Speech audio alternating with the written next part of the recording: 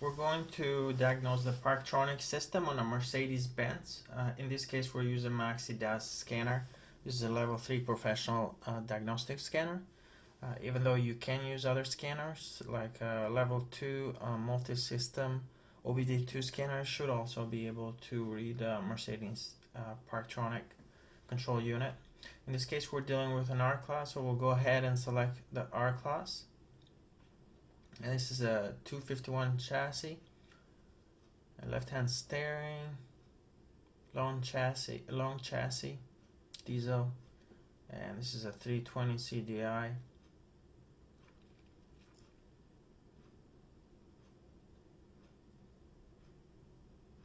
It'll take a minute for the scanner to initialize and communicate with all the control units, and once that is completed, we'll be able to go into the Parktronic control units and read codes.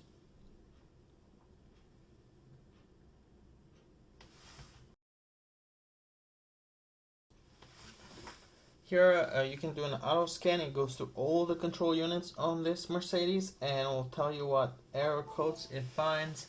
But since we know we want to diagnose only Parktronic system, we'll just select control units and then select Parktronic. And then here we can read the codes. And then you can see all the different codes for the Parktronic system. Now all these codes are stored, so you're really looking at a code that will say present or current.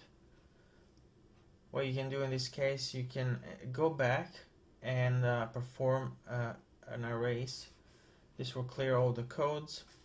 Once all the codes are cleared, then you can just run the car a couple of times and then rescan for codes, because some of the codes that you saw on that list might be really old and from a long time ago and might not be an issue currently. But if you clear them and any of them returns, then you know what is the issue.